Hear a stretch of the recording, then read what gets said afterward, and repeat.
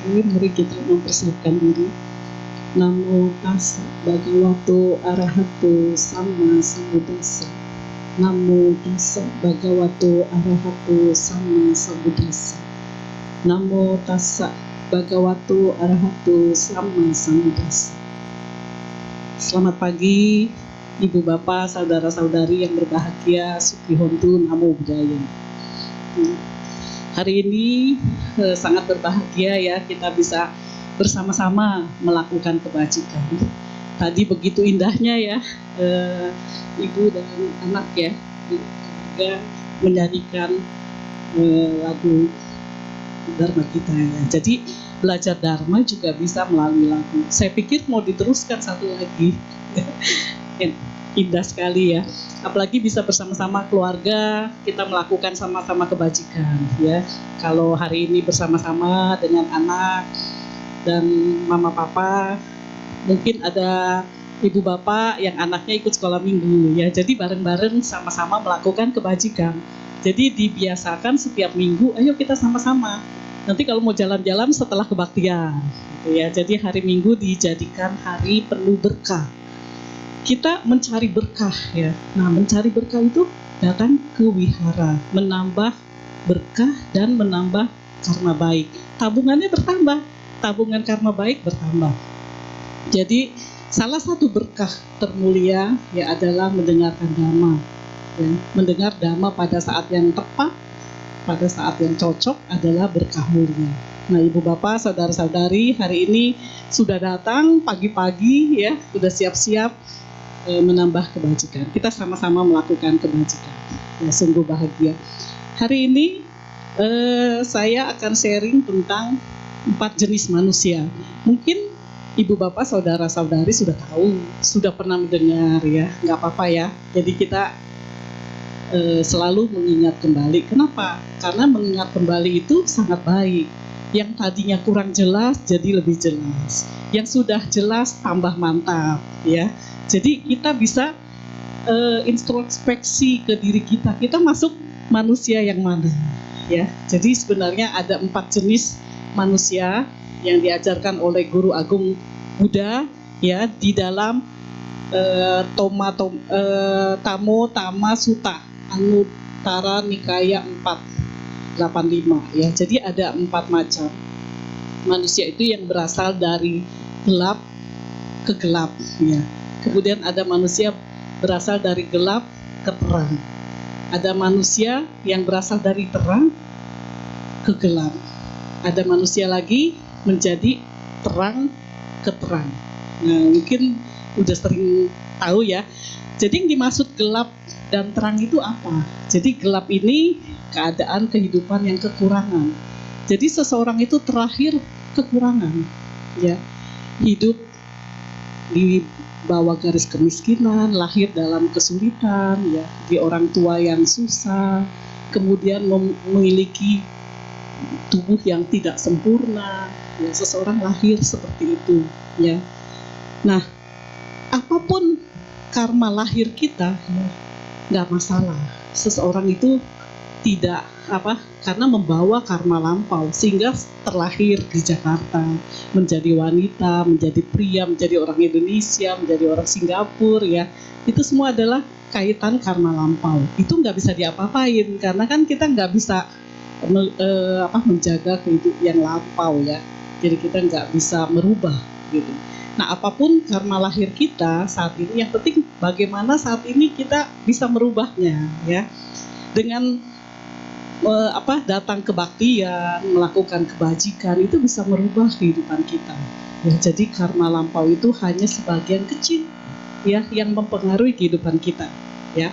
Jadi apa itu kehidupan yang terang? Terang itu lahir di keluarga kaya raya, mau ini ada, mau itu ada, tidak kekurangan, sempurna, wajahnya cantik, ganteng, dan mungkin nanti karena kekayaannya bisa mendapatkan pendidikan yang baik, mendapatkan apapun yang terbaik dalam kehidupan. Itu terang. Karma lahirnya seperti itu. Tapi bagaimana ke depannya belum tentu selalu terang ya. Jadi yang berkecukupan seorang terlahir di alam manusia atau dewa itu bisa berubah. Ya.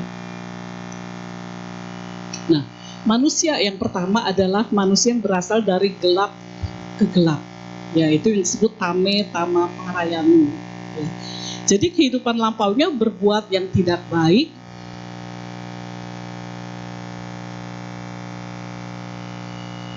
Ya. Jadi seperti apa? Nggak pernah berdana, melakukan asusila, tidak melakukan banyak kebajikan. Sehingga kehidupan sekarang terlahir sebagai manusia yang kekurangan. Rupanya tidak menawan, buruk rupa, miskin, bodoh, sulit dalam mencari nafkah. Itu seperti itu karena kehidupan lampau. Kemudian orang demikian dalam hidupnya melakukan pelanggaran. Ada seseorang yang lahir dalam kekurangan, dalam keadaan yang seperti itu, tapi dia tidak terjerumus lagi gitu. Jadi merubah hidupnya. Banyak sekali ibu bapak, saudara-saudari ya, seseorang yang bisa sukses dalam keadaan yang hidup berkekurangan. Wajahnya juga pas-pasan, biasa saja, bahkan bisa dibilang kurang menarik gitu ya. Tapi bisa merubah hidupnya. Nah, kalau seseorang yang berasal dari gelap tapi tidak berubah hidupnya, dia hidup juga tidak melaksanakan sila, tidak pernah berdana, tidak berbuat kebaikan, bahkan bergaul dengan orang-orang yang tidak baik. Nah, dia hidupnya gelap ke gelap gitu ya. Jadi tidak berubah hidupnya. Manusia ini banyak sekali ya. Mungkin kita sering melihat seseorang yang di kota besar, ada di kolong jembatan, di pinggiran toko, bantaran sungai, area pembuangan sampah dan lain-lain, bahkan yang ya banyak di sekitar ya. Nah, kalau dia tidak berubah hidupnya, dia tidak mendapatkan dharma, tidak mendapatkan mendengar kebajikan, dia akan terus di sana.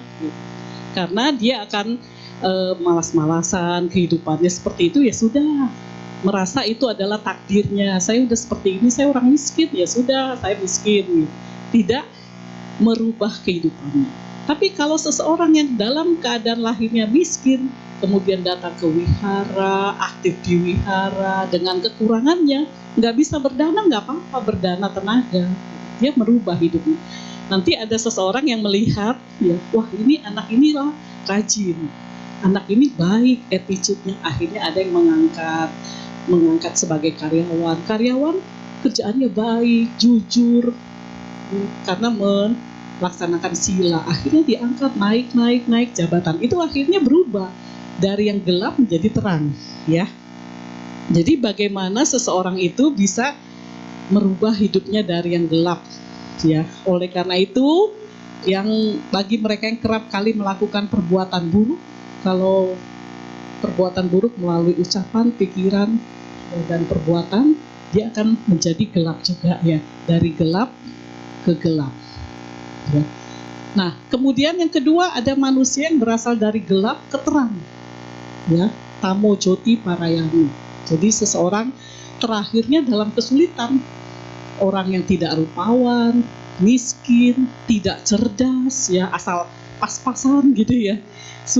IQ-nya mungkin ya rendah, sulit mencari nafkah. Namun orang ini tetap menjaga tindakannya. Yang tadi ya, yang seseorang itu akhirnya rajin ke wihara, membantu, ya, menjadi volunteer. Jadi kehidupan kondisi yang sulit orang ini berpegang teguh pada prinsip moral. Jadi sehingga pada saat kematian dia terlahir di alam bahagia. Nah, nanti ada beberapa cerita dari Guru Agung Buddha, ya, yang memotivasi kita. Ya. Jadi orang yang berada dalam kondisi buruk gelap akan mempunyai semangat untuk mengembangkan diri dan berusaha memperbanyak perbuatan baik, dana, sila, meditasi. Jadi kalau kita terlahir dalam keadaan gelap seperti itu, nggak usah khawatir. Itu hanya sebagian kecil yang menentukan kesuksesan seseorang. Jadi hanya sedikit saja karma lahir itu, karena kita nggak tahu kehidupan sebelum-belumnya melakukan apa sehingga pada saat lahir ini menjadi kondisi gelap. Gitu. Tapi yang penting pada saat melakukan hari ini ya, setelah hadir apalagi bisa mendapat dharma, itu sungguh beruntung karena bisa merubah hidup kita ya. Nah, akhirnya menjadi terang. Ada cerita tentang Tambadatika sang algojo, pernah dengar nggak? Ya, dari kisah yang diceritakan oleh Guru Agung Buddha. Tambadatika seorang yang terlahir di lingkungan yang gelap, yang kekurangan dan tubuhnya penuh dengan luka. Ya. Pada saat ia bergabung dengan gerombolan penyamun, karena dia wajahnya buruk, tubuhnya penuh luka, dia akhirnya hanya bisa bergaul dengan gerombolan penyamun. Saat tertangkap, mereka divonis hukuman mati. Ya. Tapi tidak ada orang yang bisa melaksanakan hukuman ini.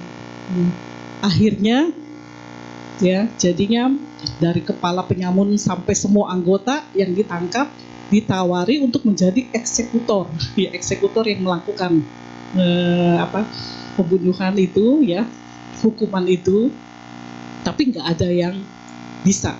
Akhirnya hanya Tambadatika yang bisa. Ya. Setelah Tambadatika itu dia menyanggupi, dia bisa melakukan eksekusi hukuman dan akhirnya ia pun menjadi algojo kerajaan selama 50 tahun. Ya, menjadi algojo. Jadi kalau ada hukuman mati dia yang melakukan, ada hukuman mati dia yang melakukan. Gitu.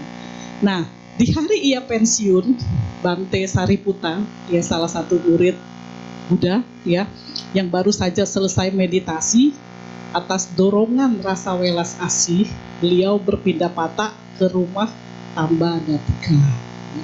Dan beliau menyadari dirinya telah banyak sekali melakukan perbuatan buruk menjadi algojo, ya, dan ini adalah kesempatan yang baik untuk melakukan kebajikan, berdana makan kepada Bante Sariputta, ya. Nah, selesai makan, Bante memberikan ceramah dhamma, ya, sebagai ungkapan terima kasih. Tetapi Tambadatika tidak bisa menangkap ceramah karena dihantui rasa bersalah menjadi algojo selama 50 tahun. Nah, berkat kebijaksanaan Bante Sariputta, Tambadatika bisa menjadi terang dan mengikuti serta merenungkan dengan baik ceramah dhamma yang dibabarkan oleh Bante Sariputta. Ya. Setelah ceramah selesai, ia berhasil mencapai tingkat kebijaksanaan pandangan terang, ya, yang hampir mencapai tingkat sotapanna. Ya. Ia menemani Bante Sariputta, ya, yang pergi pulang sampai jarak tertentu, dan saat kembali ke rumah ia diterjang seekor sapi, ya, yang dirasuki oleh jin sehingga meninggal. Nah, sebelum bertemu dengan Bante Sariputta, ya, hampir pasti ia, ya, menjadi orang yang gelap juga, terlahir gelap, meninggal gelap. Berkat kekuatan karma baik dari meditasi, ya, ia terlahir di alam Dewa Tusita. Nah, jadi kisah Tambadatika ini terlihat jelas bahwa kekuatan hasil meditasi, vipassana, ya, atau samanta, ya, sangatlah luar biasa. Maka semua orang ini harus semangat, ya. Jadi bisa merubah hidupnya dari gelap menjadi terang. Seperti Tambadatika. Jadi banyak sekali kalau kehidupan dulu, ya, pada saat zaman Sang Buddha, seseorang mendengarkan dhamma tercerahkan. Makanya kita juga bisa. Kenapa? Berjodoh. Seseorang yang mendengarkan dhamma berulang-ulang, makin mantep itu akan terekam, ya. Pada saat seseorang itu mau meninggal, itu yang paling penting, ibu bapak saudara-saudari. Apa kondisi pikiran yang muncul pada saat seseorang meninggal. Jadi karma kebiasaan.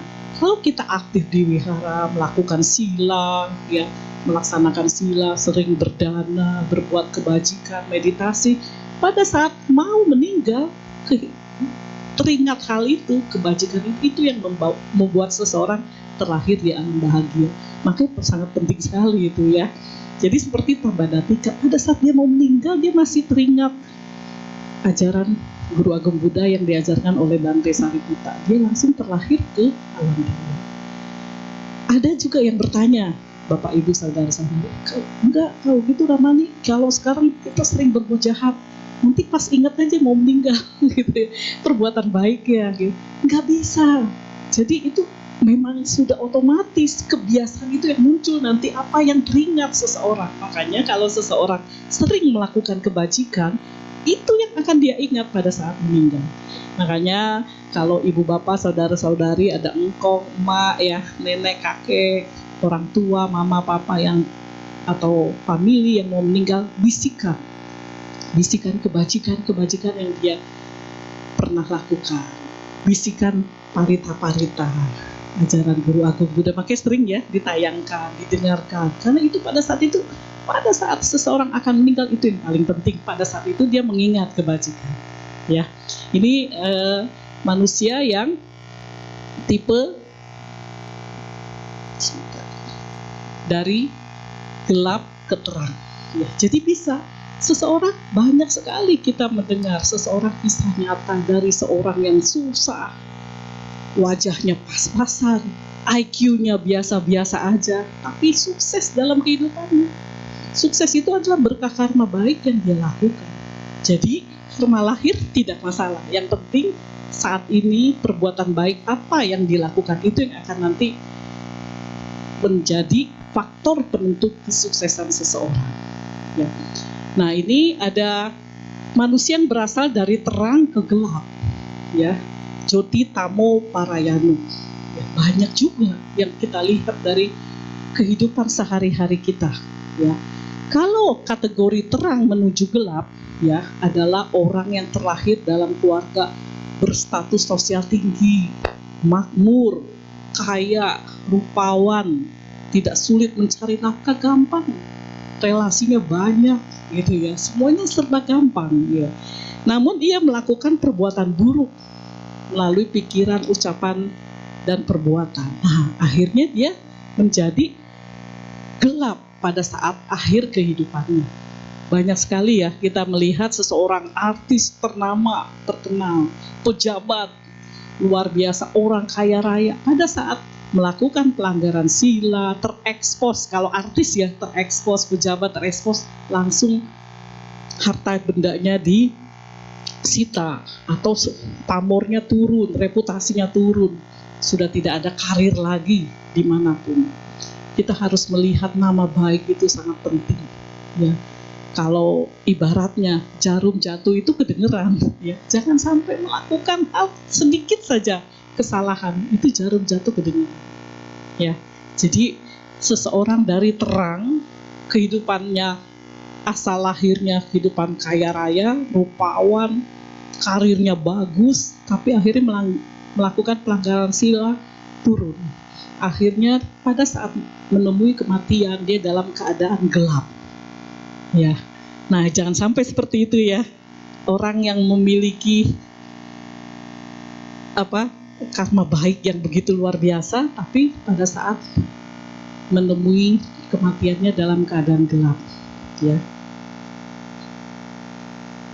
Jadi banyak sekali ya seseorang yang karena kebodohan dan kemalasannya menghabiskan waktu untuk kesenangan karena merasa hidupnya makmur, uangnya berlimpah, tabungan yang nggak akan habis berapa turunan gitu ya. Jadi tidak melakukan kebajikan.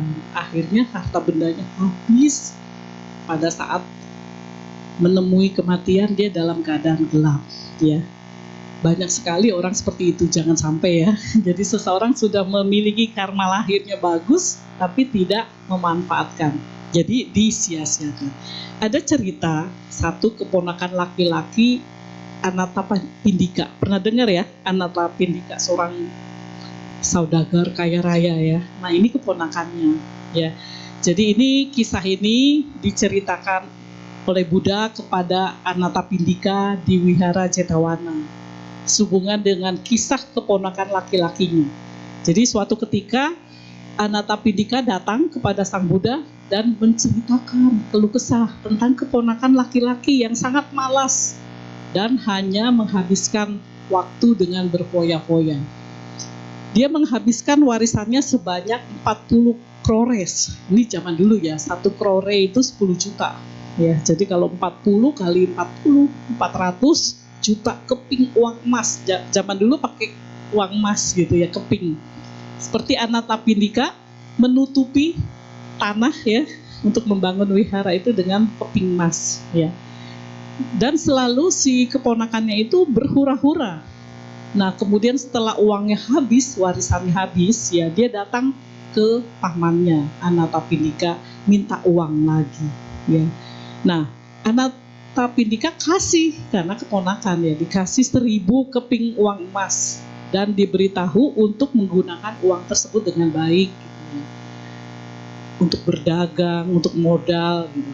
Tapi tetap dihabiskan berfoya-foya oleh keponakannya ini ya. Kemudian setelah uangnya habis, dia datang lagi ke Anatapindika, dikasih lagi, dikasih 500 keping. Tapi sama seperti sebelumnya, uangnya habis lagi. Ya habis, pokoknya nggak dijadikan modal usaha gitu, jadi habis untuk makan, untuk berfoya-foya, untuk entertain ke teman-teman dan lain-lain ya. Ketika ia datang ketiga kalinya, Anatapindika memberikan 2 lembar kain yang kasar. Nah, ketika kain tersebut usang, dia datang kembali ke Anatapindika. Tapi kali ini Anatapindika mengusirnya karena udah berkali-kali dibantu. Ya. Setelah keluar dari pintu rumah dalam keadaan yang tidak berdaya, dia terjatuh dekat tembok samping rumah Anatapindika dan meninggal. Nah, para pegawai Anatapindika menyeret mayatnya dan membuangnya keluar. Itu zaman dulu ya, seperti itu. Kemudian Anatapindika pergi menemui Guru Agung Buddha dan menceritakan apa yang terjadi kepada keponakannya ini. Setelah mendengar hal ini, Sang Buddha berkata, bagaimana kamu dapat berharap untuk bisa memuaskan dia yang di masa lalu saya pun gagal untuk dapat memuaskannya. Jadi Guru Agung Buddha rupanya pernah kenal dengan keponakannya, pernah di kehidupan yang lampau Guru Agung Buddha mengenal beliau ya. Jadi ketika saya memberikan cangkir permohonan, dia pun tidak melakukan perbuatan baik gitu. Ya, jadi Sang Buddha mengatakan atas permintaan Anatapindika, Guru Agung Buddha menceritakan kehidupan lampaunya dengan si keponakan Anatapindika. Nah, jadi ketika itu pada saat Raja Brahmadatta berkuasa di Benares ya, Bodhisattva calon Buddha. Jadi pada saat sebelum menjadi Siddhartha ya, beliau adalah Bodhisattva, terlahir sebagai putra seorang saudagar kaya. Guru Agung Buddha nih pada saat menjadi putra seorang saudagar kaya. Dan setelah ayahnya meninggal, ia menggantikan posisi ayahnya, menyimpan harta senilai 400 juta uang ya waktu itu ya. Dan hanya mempunyai anak laki-laki. Sang Bodhisattva selalu berdana dan melakukan perbuatan baik selama hidupnya. Rupanya anak laki-laki itu yang sekarang jadi keponakan Anatapindika. Pada saat meninggal, ya, Sang Bodhisattva ini terlahir sebagai Saka, raja para dewa. Ya. Nah, kemudian anaknya yang menggantikan posisi si Bodhisattva ini. Ya, kemudian membuat sebuah pavilion dan duduk-duduk di sana bersama teman-temannya untuk minum-minum. Jadi selalu entertain teman-temannya, ya, sehingga hartanya habis. Gitu. Ia memberikan Rp1.000 kepada setiap pemain sirkus, penyanyi, dan penari, dan menghabiskan waktunya dengan minum-minum, pesta-pesta, dan perbuatan-perbuatan tidak baik, asusila, dan lain-lain. Nah, selain itu ia juga berkeliling hanya mencari hiburan lagu, musik, dan tarian jenis baru, dan tenggelam dalam kemalasan. Karena merasa anak orang kaya raya yang mewarisi harta yang sangat banyak. Hidupnya hanya bersenang-senang, ya. Nah, sehingga dalam waktu singkat ia menghabiskan hartanya yang 400 juta itu. Mungkin kalau sekarang berapa miliar gitu ya. Rumah, tanah, dan perabotan rumahnya. Sehingga satu hari ia menjadi orang yang sangat miskin dan menderita, yang hanya mengenakan jubah dan koin kain dari kain yang kasar atau buruk. Nah, itu dari seorang yang kaya raya sampai akhirnya jatuh miskin. Ya. Nah, suatu ketika saat Dewa Saka bermeditasi, ini papanya ya, ia menyadari betapa miskin dan menderitanya anak tersebut. Ya. Diliputi rasa cinta kepada anaknya. Ya. Ketika dia menjadi manusia, sang dewa memberikannya sebuah cangkir permohonan dan berpesan, anakku, rawatlah, jangan sampai pecah cangkir ini. Selama kamu menjaganya, kekayaanmu tidak akan habis. Jadi rawatlah baik-baik. Kemudian Dewa Saka kembali ke alam dewa. Jadi dia kasihan, masih melihat. Ibu, bapak, saudara-saudari pernah nggak ya merasakan ada para dewa itu bisa membantu? Ya, kalau dia melihat keturunannya, relasinya, dan memang mereka mau berbuat baik. Kalau para dewa itu melakukan kebajikan, ya dia bisa menambah kehidupannya di alam dewa. Kenapa? Karena nanti di alam dewa itu bisa habis kalau tidak melakukan kebajikan. Jadi makanya kita suka berdoa semoga para dewa, naga yang perkasa melindungi. Tapi sebenarnya memang bisa, para dewa itu bisa membantu manusia. Ya, oke. Kemudian setelah mendapatkan cangkir permohonan tersebut, dia tidak mengerjakan apapun kecuali menggunakan cangkir tersebut untuk minum. Padahal itu cangkir dari para dewa ya, dari bapaknya Raja Dewa. Ya. Suatu ketika dia memainkan cangkir tersebut dalam keadaan mabuk dan melemparkannya ke atas dan menangkapnya. Jadi main dilempar gitu, tangkap, lempar, tangkap. Akhirnya cangkir tersebut jatuh. Namun karena dalam keadaan mabuk, saat cangkir tersebut jatuh, ya dia nggak menangkap sehingga pecah.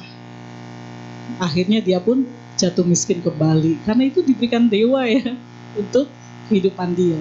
Akhirnya setelah cangkirnya pecah, dia menjadi miskin kembali. Nah, dengan membawa mangkuk dan mengenakan jubah dari kain yang buruk, ia menjadi pengemis sampai meninggal. Ini yang diceritakan Sang Buddha memberitahu Anathapindika bahwa laki-laki malang keponakannya tersebut adalah keponakannya yang menjadi dan Dewa Saka adalah beliau. Jadi Guru Agung Buddha mencegah pada saat beliau menjadi Dewa Saka itu anak itu adalah keponakannya Anathapindika. Nah, dalam cerita ini jelas bahwa pemuda yang terakhir dalam keadaan terang karena kebodohan dan kemalasannya dia gagal untuk melakukan perbuatan baik, melakukan berdana, menjaga sila, bermeditasi, akhirnya jatuh dalam keadaan yang gelap.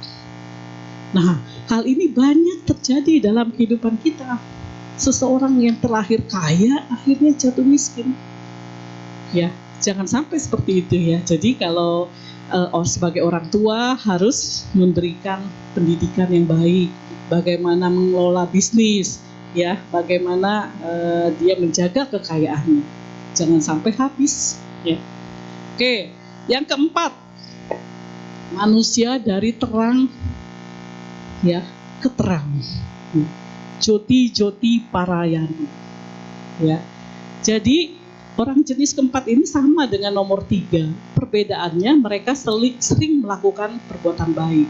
Sudah terlahir dalam keadaan baik, ya, penuh berkah, tapi dia tetap melakukan kebajikan, ya, melakukan perbuatan baik, baik itu melalui berdana, menjaga sila, bermeditasi, terus melakukan kebajikan, menolong orang, ya. Tiada hari tanpa bisa melakukan kebajikan. Nah, jadi akibat dari perbuatan yang dilakukan ini, saat meninggal dunia mereka terlahir di alam bahagia. Inilah yang dimaksud dengan orang yang berjalan dalam keadaan terang menuju terang. Namun demikian, bila kita tidak dapat menjaga pikiran, ucapan, dan perbuatan baik kita bisa turun. Jadi dari terang ke gelap. Siapa yang dapat menjalankan terang ini selamanya? Kalau jawaban kita adalah para biku yang menjaga sila 227 sila dengan baik, maka ini masih kurang tepat, ya. Kalau hanya menjaga sila, karena apa? Hanya Sila ini dijalankan untuk mencegah perbuatan buruk yang berasal dari ucapan dan tindakan. Nah, sila tidak akan dapat mencegah pikiran yang buruk. Jadi itu hanya perbuatan, ya. Nah, pikiran yang buruk ini bisa diatasi dengan bermeditasi. Ya, jadi harus menjaga sila dan bermeditasi. Bagaimana dengan pemilik konsentrasi penuh? Seseorang yang mendapatkan jana. Dalam kehidupan ini banyak mungkin orang yang bisa mendapatkan jana, bahkan mencapai kesucian. Kalau yang mendapatkan jana belum mencapai kesucian masih bisa turun kalau tidak mempertahankan tingkat jana ini. Ya, jadi kalau seseorang yang sudah mencapai sotapanna, baru dia tidak turun lagi. Itu seorang yang sudah terang ke terang. Tapi kalau masih dalam jana, apalagi manusia biasa gitu masih bisa turun, mungkin terus itu dijaga terus, dipupuk. Karma baik kita itu bisa habis kalau kita nggak pupuk. Nah, dengan memupuk seperti datang ke baktian, berdana, menjaga sila, bermeditasi, itu terus dipupuk sampai akhir kehidupan kita. Kalau kita masih merasa muda, ya kadang-kadang nggak terpikir, ya kita ada kematian itu jauh, gitu. Tapi ibu bapak saudara-saudari, kematian itu bisa datang kapan saja. Jadi bahkan sekarang masih muda saja sudah ada yang stroke, ya kalau tidak menjaga makanan, tidak berolahraga yang baik, gitu. Masih muda sudah mengalami sakit. Jadi kita nggak melihat nanti, oh nanti dah pada saat usia 70 ya saya akan rajin datang ke baktian. Tapi saya lihat umat Wihara Dharma Suka luar biasa. Tepuk tangan ya, semangat ya. Setiap kebaktian penuh. Ya, kebaktiannya ada Sabtu ada, Minggu ada, penuh. Kita datang ke baktian mendengarkan Dhamma Guru Agung Buddha. Siapapun penceramahnya, saya selalu datang setiap minggu, gitu ya. Jadi kita datang ke baktian, nggak melihat ceramahnya, tapi siapapun. Kenapa? Yang kita dengar adalah Dhamma, mendengar kembali ajaran Guru Agung Buddha yang akan memperkuat kita. Sepertinya kalau udah kebaktian udah tenang, ya. Kalau udah datang kebaktian, wah sudah. Tapi kalau nggak datang kebaktian, kayaknya rasanya tuh minggu ini belum datang kebaktian nih, masih kurang. Nanti minggu depan rajin lagi, ya. Kita jadikan kebiasaan, termasuk bermeditasi, ibu bapak saudara-saudari. Ya, ini sangat penting. Ada meditasi yang mudah kita lakukan. Ya. Jadi kita bermeditasi, kalau bisa lebih panjang lebih bagus. Hanya 5 menit. Ya. Jadi pagi meditasi 5 menit, duduk, ya. Siang 5 menit, malam 5 menit. Mudah nggak? Mudah. Kalau itu dilakukan, wah, itu ibaratnya HP lowbat dicas gitu ya. Tubuh kita, kalau kita bisa menenangkan pikiran, berubah hidup. Kalau dengan bermeditasi, bahagia hidup. Coba kita lakukan 5 menit, 5 menit, 5 menit ada. Tapi kalau nanti kita mau, 5 menit mah kedikitan gitu ya, 15 menit. Ya, idealnya meditasi itu 1 jam, meditasi duduk dan meditasi berjalan. Jadi kita bisa melakukan meditasi berjalan dulu setengah jam, kemudian dilanjutkan meditasi duduk. Wah, powerful. Kalau bisa tiap hari kita lakukan, ya. Nanti saya ceritakan. Saya baru pulang dari Chiang Mai, ya, baru melakukan meditasi, itu praktek meditasi. Nanti kita ajak teman-teman dari Wihara Dharma Suka, siapa yang mau menjadi tutor meditasi, belajarnya luar biasa. Jadi meditasi itu banyak tipenya. Kita bisa belajar meditasi yang 5 menit, 5 menit, 5 menit, atau yang 1 jam setiap hari. Kalau itu dilakukan, perubahan besar dalam hidup kita. Ya, nanti ya setelah ini ya. Nah, ini ada cerita lagi tentang Bante Tissa. Pernah dengar nggak ya? Jadi ini cerita ya, banyak cerita. Karena kalau dengar cerita-cerita Guru Agung Buddha, senang. Nanti kita lihat apakah dalam keseharian sekarang nih ada nggak cerita seperti itu gitu ya. Seperti tadi ya. Ya, banyak sekali seseorang yang berhasil, bahkan dia dari kehidupan yang susah. Ya, dari tidak punya apa-apa. Tapi karena perilakunya baik, hidupnya berhasil. karirnya sukses, dipercaya orang. Karena sila, orang yang menjaga sila itu seperti memiliki perhiasan melebihi materi, perhiasan intan, berlian, ya, emas itu kalah dengan sila. Ya, orang yang menjaga sila dia akan dihormati, diajak bisnis, dipercaya, ya. Orang nggak takut sama dia, senang, orang semua senang sama dia. Makanya sangat penting kita menjaga sila dalam kehidupan sehari-hari. Tadi udah membaca parita ya, kita Pancasila kita terapkan dalam kehidupan sehari-hari. Kalau mau melakukan sesuatu, melanggar sila nggak nih, gitu ya? Itu kita jadikan pedoman. Kalau nggak melanggar sila, melanggar dhamma nggak nih? Wah, kalau nggak boleh kita lakukan. Kalau kayaknya melanggar sila, jangan dilakukan, ragu-ragu gitu ya. Wah, jangan deh. Apalagi di Jakarta ya, katanya dunia sempit, jarum jatuh aja semua orang tahu. Kalau kita melakukan pelanggaran sila, melakukan perbuatan buruk, semua orang tahu, sedunia tahu, gitu ya. Jadi prinsipnya seperti itu, bukan hanya karena diketahui orang, tapi kehidupan kita, buat kehidupan kita, ya.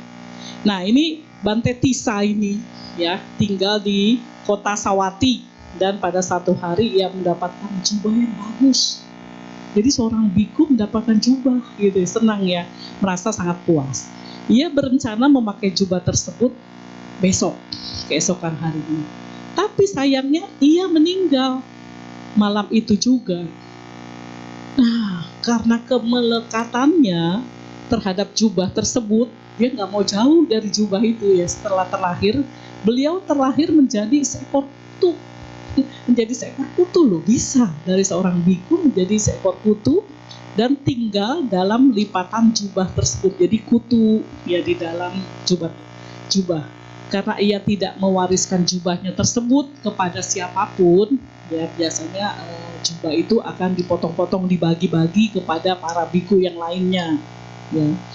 Nah, ketika para biku akan melakukannya, kutu tersebut menjadi gelisah dan berteriak-teriak. Jadi kutu juga bisa gelisah, bisa bicara ya, bahasa kutu ya, berteriak-teriak. Mereka akan menghancurkan jubahku, katanya. Untungnya teriakannya terdengar oleh Sang Buddha. Guru Agung Buddha bisa mendengar siapapun gitu ya, makhluk apapun.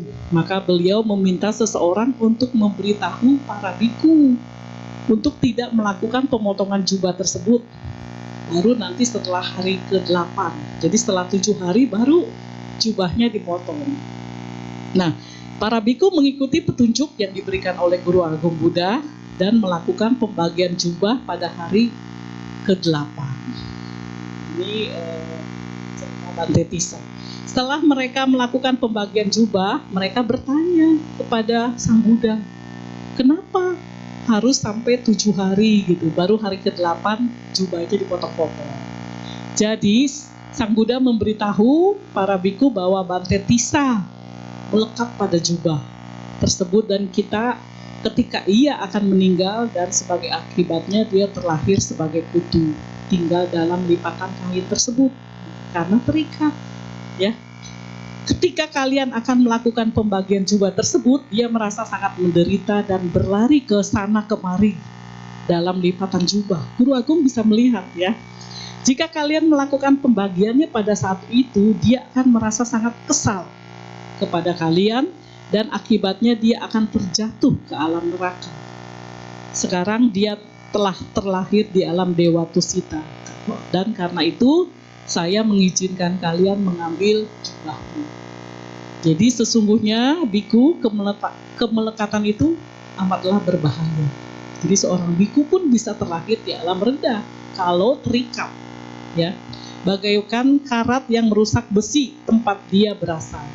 Kemelekatan akan menghancurkan seseorang dan membawanya ke neraka. Ibu bapak pernah nggak mendengar seseorang yang karena melekat hartanya, dia terlahir kembali menjadi anjing di dalam rumah tersebut, ya, karena dia ingin melihat hartanya tidak melepas, gitu ya. Jadi dari kisah di atas dilihat bahwa Bante Tissa dapat menjaga sila kebikuannya dengan baik karena beliau terlahir di alam Dewa Tusita berkat bantuan Sang Buddha. Ya. Namun demikian silanya tidak membantunya untuk mencegah timbulnya keserakahan, akibatnya ia harus menderita menjadi kutuk selama 7 hari. Bila demikian, siapakah yang dapat dengan pasti menjalankan kehidupannya dari terang ke terang? Adalah orang yang sering melakukan perbuatan baik. Ya. Seseorang yang bijaksana tidak akan membiarkan dirinya menderita, apalagi sampai jatuh ke tempat di alam rendah. Ya. Seorang bijaksana akan berjuang dalam kehidupannya, terus melakukan kebajikan, menjaga sila, menolong orang, siapapun orang yang perlu ditolong, ya, sehingga akhirnya mencapai kebahagiaan, kedamaian sejati. Jadi penting ya, pada saat seseorang akan meninggal, itu sangat penting bagaimana kehidupan selanjutnya. Seseorang biku pun bisa kemelekatan menjadi kutu seperti biku Tisa. Ya, ini kisah kita ya, sehingga seorang biku aja bisa menjadi kutu, apalagi manusia gitu ya. Jadi manusia pada saat menjelang ajal itu yang paling penting diperhatikan.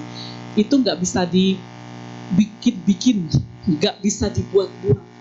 Ada seorang bertanya, bagaimana kalau dalam keadaan koma? Sama, dalam keadaan koma pun nanti pada satu detik saat itu dia mengingat kebajikan, mengingat Guru Agung Buddha, mengingat perbuatan yang dia lakukan, yang menolong orang, berbuat baik, meditasi, berdana, dia akan terlahir di alam itu. Ya, jadi walaupun dalam keadaan koma sekalipun. Ya. Nah, ini ada meditasi ya yang dari Willpower Institute Foundation ya.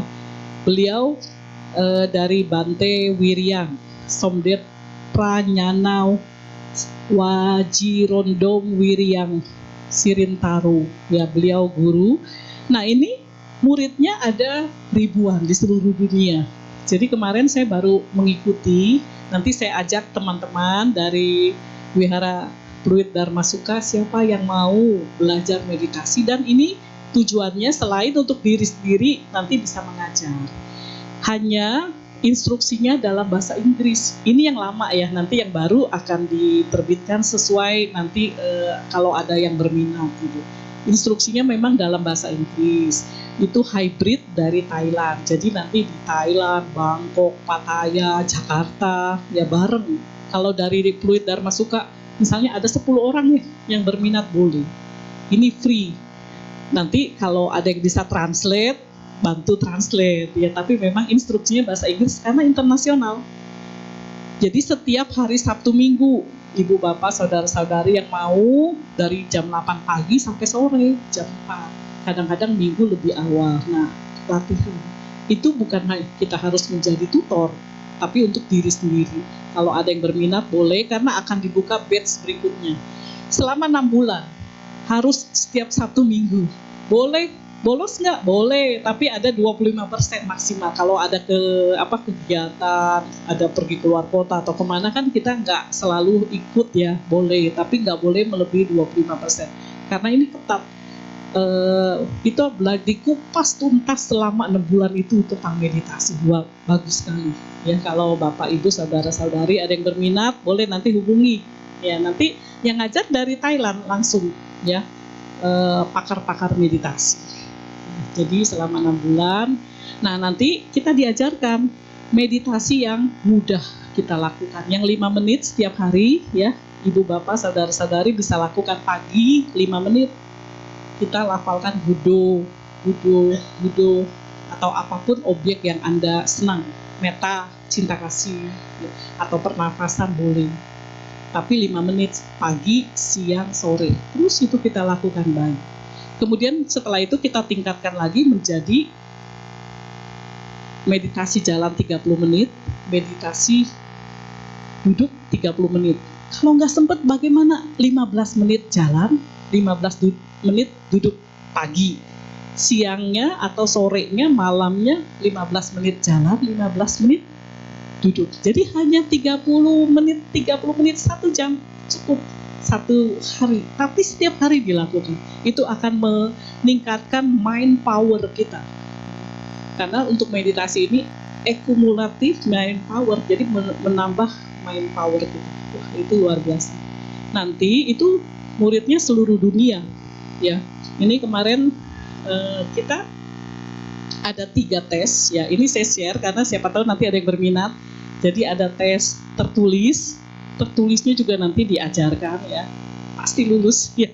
Kemudian ada tes praktek parita, ya, belajar parita sebelum meditasi, setelah meditasi jalan, sebelum meditasi dan setelah meditasi duduk. Setelah itu nanti kita tudong, ada ke hutan di Chiang Mai. Ya, ini sebagian. Jadi kemarin kami melakukan tudong ini, ya. Nanti setiap orang dikasih tenda satu-satu melakukan meditasi, hiking, meditasi sendiri-sendiri. Kemarin 1.100 pesertanya dari seluruh, ya. Ada orang Rusia, orang England, ya. Ada orang China, Vietnam, Myanmar, Singapura, Malaysia, ya. Banyak. Jadi kita tudong seperti ini, ya. Kalau ibu bapak saudara-saudari berminat nanti bisa mendaftar. Kita bikin kelas khusus di Dharma Suka, ya. Nanti pengurus yang siapin, ya, pakai hybrid. Kita cuma dengar aja, lihat pakai YouTube. Tapi harus datang, karena kalau di rumah nggak bisa, harus ke satu tempat berkumpul, ya. Saya rasa bagus itu untuk menambah, karena selama ini kita belajar meditasi, teorinya kurang. Kalau ini benar-benar teori dikasih selama 6 bulan. Setiap 1 minggu, wah bagus sekali, ya. Ada teorinya dan prakteknya, ya, kalau bagi yang berminat. Oke, ibu bapak saudara-saudari, saya rasa cukup, ya. Nanti kalau ada yang mau bertanya, sharing, dipersilakan. Terima kasih, ya. Kita tunggu, ya.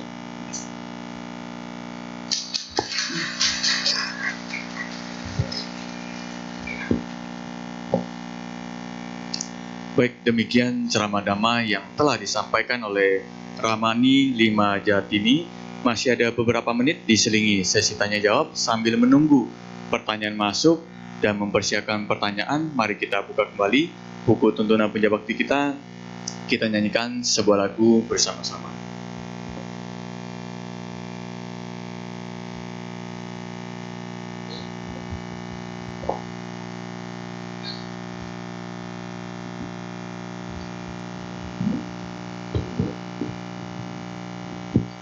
Marilah kita nyanyikan lagu dengan judul Love is a Miracle di halaman 115.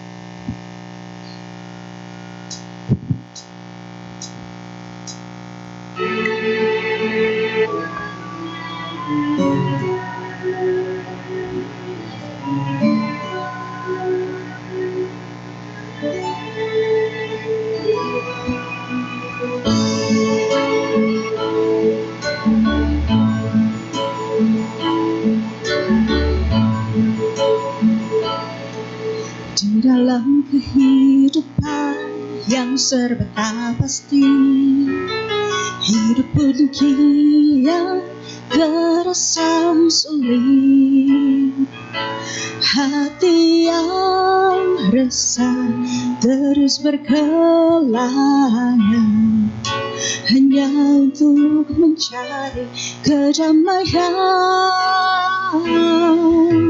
Sulitkah meraih ketenangan? Mungkinkah cara hidup yang tak harmonis? Jangan lupakan kasih di dalam hati yang membawa kedamaian bagi kita. Sungguh mukjizat kasih di dalam hati, pancarkan pada umat manusia, menghapus rasa dendam dan kebencian, memberi damai di setiap hati yang memiliki. Love is a miracle, love is a miracle, bringing a happiness and peaceful to everyone. So let the love shining in our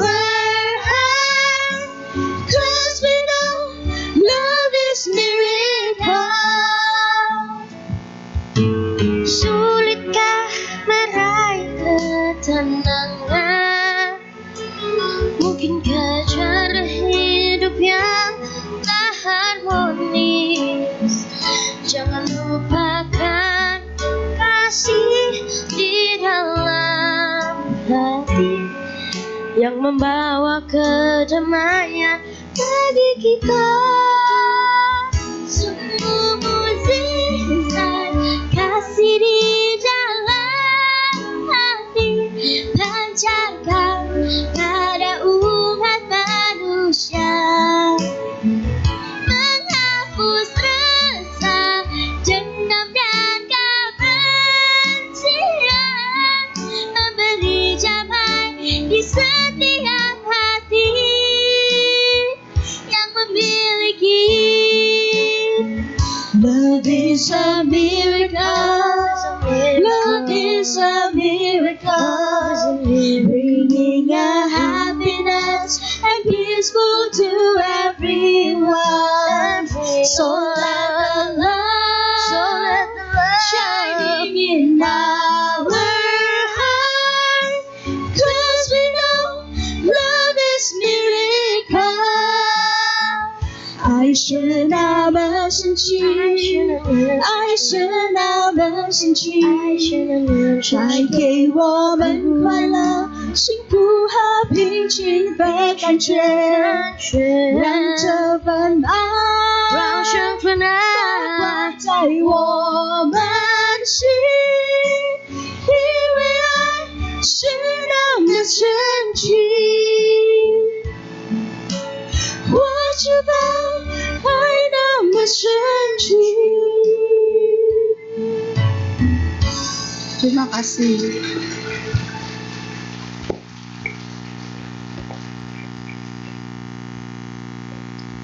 Baik, tiba saatnya kita masuki sesi tanya jawab. Mungkin dari Bapak Ibu yang ingin bertanya secara lisan, kami persilakan terlebih dahulu. Angkat tangannya aja. Baik, silakan maju. Untuk pertanyaan tertulis nanti kertas diangkat aja, kami ambil. Silakan, Prof. Vincent.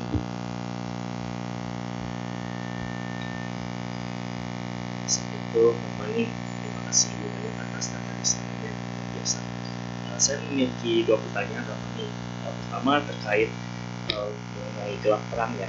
Jadi sebenarnya kalau misalnya saya anggapannya sebagai umat awam lah ya, yang melaksanakan ibadah agama, kemudian hidup sehari-hari sebagai rumah tangga gitu kan, kerja lain-lain. Jadi saya melihat kembali bagaimana tantangan yang dihadapi sebagai umat awam gitu.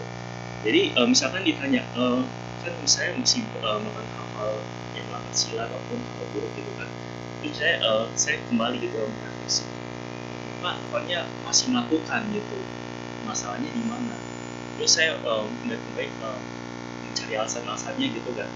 Terus saya mungkin melihat motifnya itu kesenangan dalam melakukan sila tersebut. Misalkan ya, hal-hal buruk ada timbul kesenangan ataupun ibaratnya kegembiraan, maksudnya kayak enak gitu, misalkan contoh ya. Nah itu ibaratkan saya salah ya anggapannya.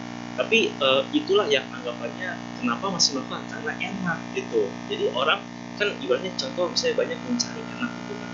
Terus saya melakukan sesuatu maunya yang enak gitu kan.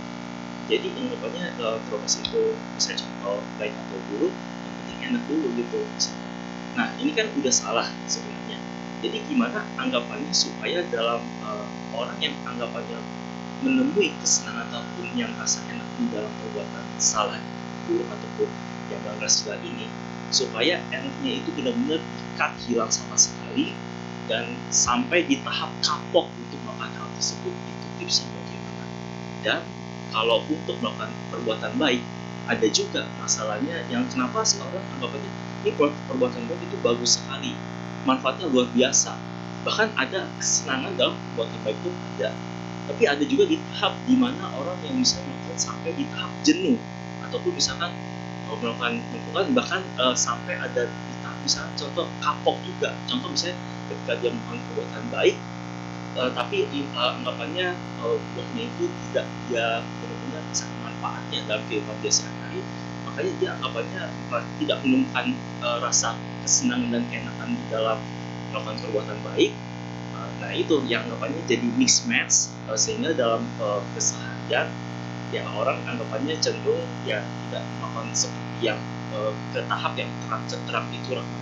Jadi mohon bisa diberikan tips bagaimana caranya supaya kita bisa sih mengkaji buku itu dan mengembangkan yang baik-baik itu dalam keadaan yang konsisten, keseharian bisa dapat terus-menerus dan tidak terputus sampai akhir hayat. Lalu yang kedua adalah mengenai meditasi lah. Jadi saya melihat kembali kenapa sih orang kebanyakan tuh bisa meditasi tidak efektif.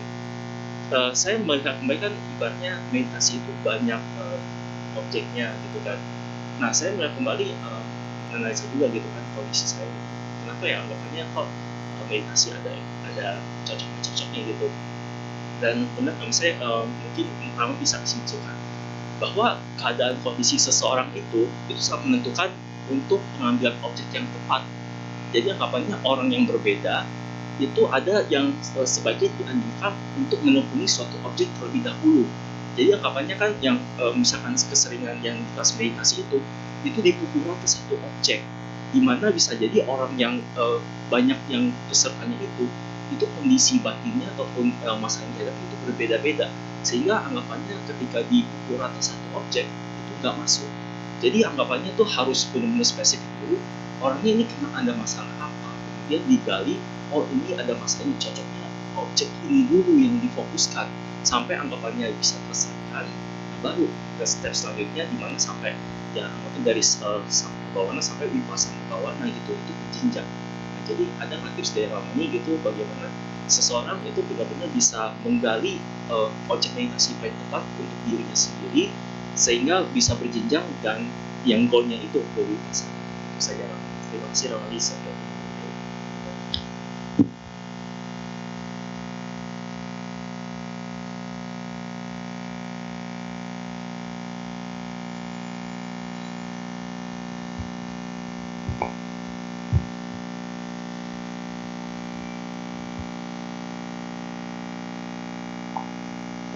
Oke, terima kasih Saudara Vincent ya. Luar biasa. Pertanyaannya bagus ya, tepuk tangan dong. Ya, luar biasa. Hari ini, sebelum saya menjawab ya, hari ini saya sungguh kagum, salut ya. Saya banyak melihat ada mama, papa, pasangan ya, mungkin calon istri, calon suami ya. Ada orang tua bersama anak, ini sangat bagus sekali bisa hadir bersama-sama ya. Salah satu bakti kita kepada orang tua juga mengajak orang tua mendengar dhamma. Jadi kalau ada orang tua dengan anak, bagus sekali ya. Anak juga, apalagi masih kecil ya, sudah bisa menyanyikan lagu-lagu Buddhis, itu udah belajar dhamma ya. Kalau kita juga mengajak anak, ponakan, cucu belajar dhamma, itu anak itu akan menjadi anak yang pintar di kelas, di sekolah ya, karena dia sudah belajar dhamma, ajaran Guru Agung Buddha ya. Dia akan menjadi anak yang pintar ya di kelas ya.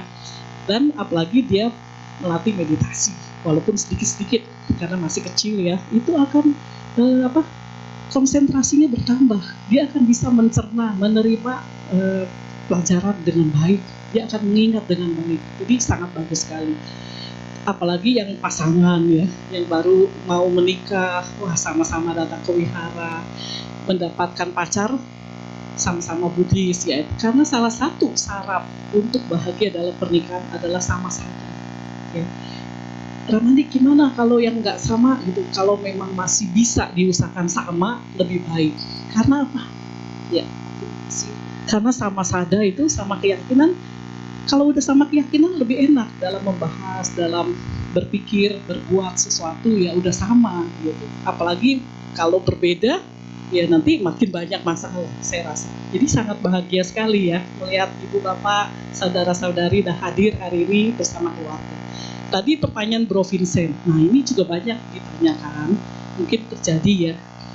Ada seseorang yang jadi sampai bosan melakukan kebajikan, itu dia melakukan banyak pelanggaran sila tapi masih senang-senang aja. Ya, jadi ibu bapak, saudara-saudari, buahnya karma itu tergantung masaknya.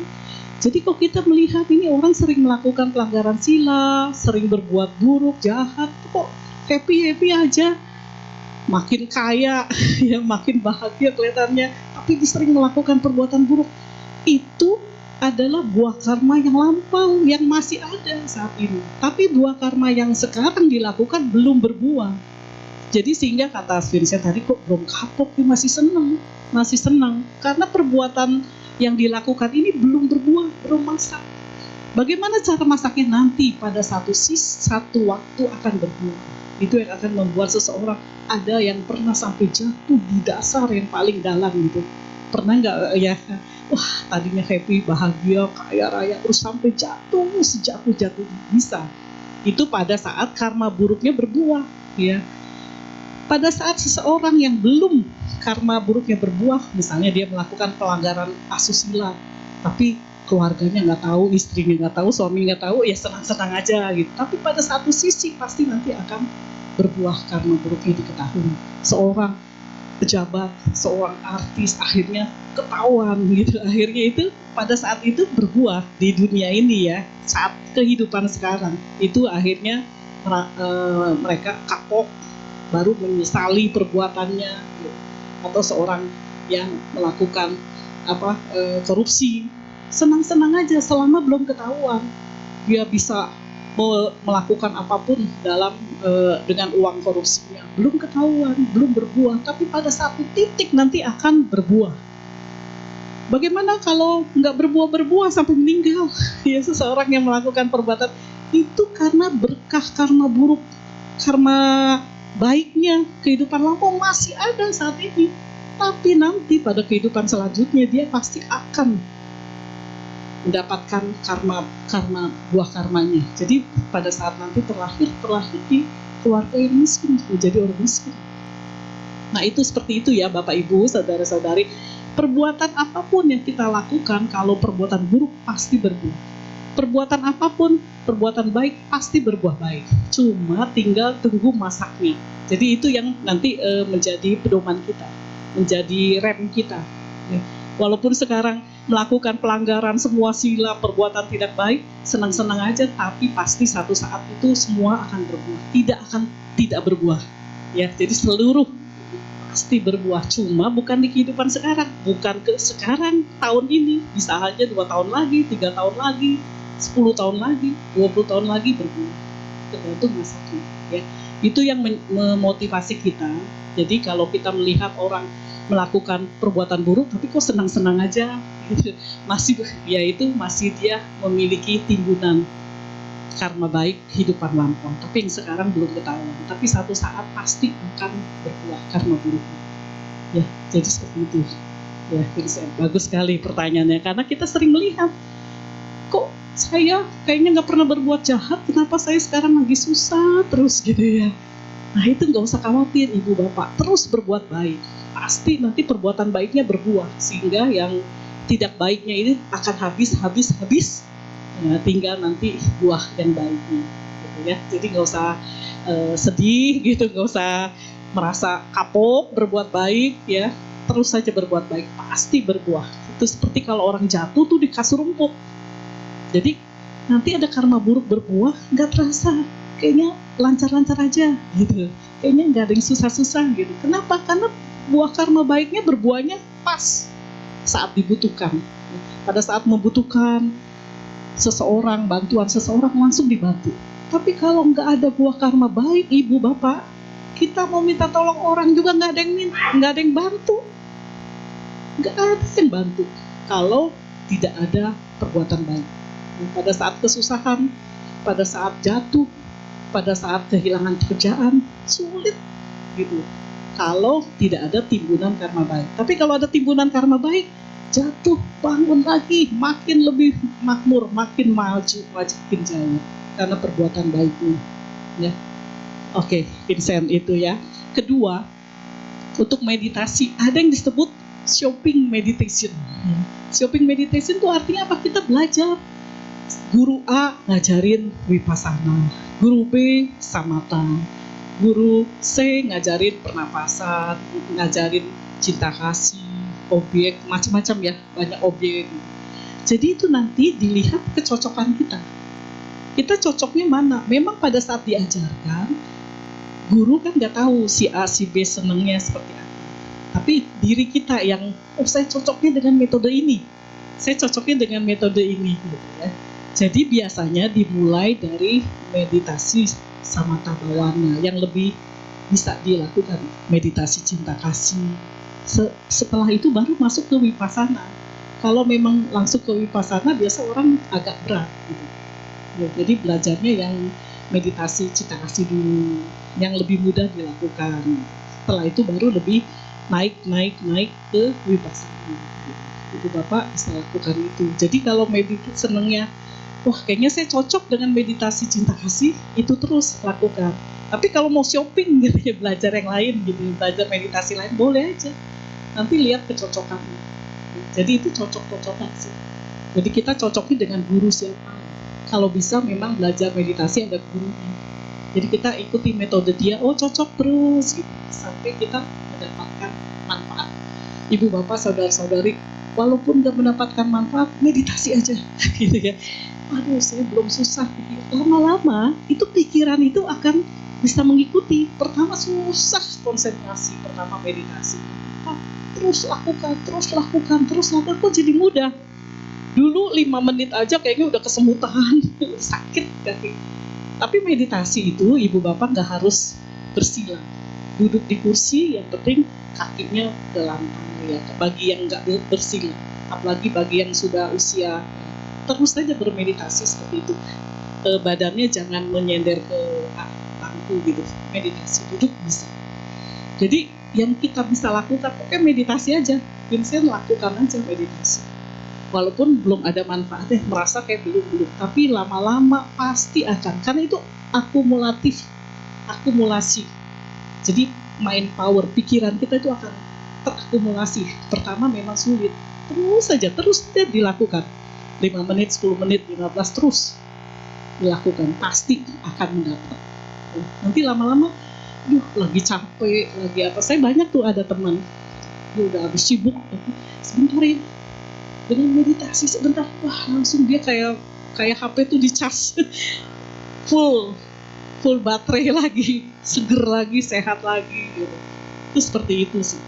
Karena kedepannya itu kan meditasi biasa kita lakukan, kedepannya tetap butuh meditasi Vipassana. Kalau seseorang ingin lebih mendalam, ya. Jadi nggak apa-apa, lakukan aja gitu ya, Vincent ya. Bagus. Oke, tiap hari lakukan. Ya 5 menit sehari 3 kali, atau 15 menit ya 1 jam udah bagus. Kalau bisa lebih lagi, kalau makin lama akumulatif mind powering makin kuat, dia akan lebih panjang. Tapi kalau nggak kuat nggak apa-apa, sebisa kita. Hari ini meditasi, kemudian besok bolong, meditasi bolong gitu ya. Meditasi bolong nggak apa-apa, terus saja lakukan. Lama-lama jadi terbiasa. Kok kayaknya mudah ya sekarang, meditasi dulu mah sulit gitu ya. Jadi terbiasa, itu bagus. Oke, Vincent, terima kasih. Kemudian ini pertanyaannya nggak terlalu kelihatan nih pakai pensil ya. Mungkin dibacakan ya. Maaf, saya nggak bawa kacamata. Terima kasih. Gak apa-apa, ibu bapak, saudara-saudari bertanya bagus. Jadi supaya apa yang kita ragukan jadi jelas gitu ya. Bagus kalau sering bertanya. Silakan. Namo Buddhaya, Ramani. Saya ingin bertanya bagaimana caranya kita bisa terbebas jika terlahir di alam apaya. Terima kasih, Ramani. Nah, bagus sekali pertanyaannya ya. Di alam apaya, di alam rendah, bagaimana terbebas? Tadi yang gelap, kegelap memang agak sulit untuk di alam apaya, tapi itu bukannya tidak mungkin. Makanya kalau kita sering melakukan kebajikan, kita limpahkan kebajikan kita kepada para leluhur yang membutuhkan. Jadi leluhur yang terlahir di alam rendah, alam apaya itu butuh bantuan, pelimpahan jasa, ya, pelimpahan jasa, ya, sampai akhirnya terangkat. Ibu bapak, saudara-saudari, di alam apaya itu, ya, kadang seseorang itu nggak lama, tergantung memang kumulatif karmanya, karma baiknya. Jadi dia biasanya turun dulu karena pada saat meninggal dalam keadaan kalut, dalam keadaan gelisah, dia biasa terlahir di alam rendah. Tapi nanti bisa naik lagi, bantuan juga dari keluarga. Makanya sering kita pelimpahan jasa. ibu bapak, saudara-saudari setelah melakukan kebajikan, kita limpahkan. Jasa yang kita limpahkan itu nggak hilang, malah bertambah. Jadi setelah melakukan, semoga jasa kebajikan yang saya lakukan hari ini, kebaktian, melakukan banyak kebajikan, berdana, saya limpahkan kepada mama saya, leluhur saya, yang terkait karma dengan saya, semoga mereka terlahir di alam bahagia. Jadi kita limpahkan, jadi double. Karma baiknya bukan hanya kita limpahkan. Nah itu seperti itu. Ya, jadi kalau memang terlahir di alam apaya perlu bantuan. Sampai dia juga nanti dari satu titik ada kesadaran karma baiknya muncul, ada karma baik yang berbuah yang sehingga dia bisa naik. Ibu bapak saudara-saudari seperti itu ya. Jadi kadang pernah nggak sering dengar ya, kalau ada keluarga meninggal tiba-tiba di dapur bunyi-bunyi gitu. Nah itu bisa jadi terlahir dulu di alam rendah seperti itu, tapi hanya sebentar, nanti naik lagi bisa. Makanya perlu dibantu juga pelimpahan jasa, doa, parita dari keluarga gitu. Ya, jadi seperti itu. Kalau memang dia tidak memiliki karma baik, itu perlu dibantu. Tapi kalau ada karma baiknya, nanti dia sebentar saja di alam apaya, nanti bisa naik lagi menjadi manusia, bisa naik menjadi alam lain gitu. Biasanya sih butuh bantuan kalau yang di bawah, limpahan jasa dari keluarga. Oke, terima kasih ya. Semoga menjawab. Saya rasa cukup ya waktunya, kali udah jam 11. Terima kasih Bapak Ibu, saudara-saudari. Saya senang bisa hadir ya, bertemu Bapak Ibu, saudara-saudari. Semoga sadar keyakinan kita kepada Buddha, Dhamma, dan Sangha makin meningkat ya. Semoga kita juga makin meningkat praktek karma baik ya, perbuatan baik, melaksanakan dana, sila, dan meditasi dalam kehidupan sehari-hari kita. Semoga jasa-jasa kebajikan yang kita lakukan bersama-sama pada pagi hari ini membuat kita terlahir di alam bahagia pada saat kita meninggal. Jasa-jasa kebajikan kita yang kita lakukan ini mendukung kita mencapai nibbana. Sabe sata, bawantu, sukitata. Semoga semua makhluk hidup berbahagia. Sadu, sadu, sadu. Terima kasih atas perhatiannya. Terima kasih juga kepada pengurus Wihara Dharma Pluit Dharma Suka ya, Soki Hontu Namo Buddhaya.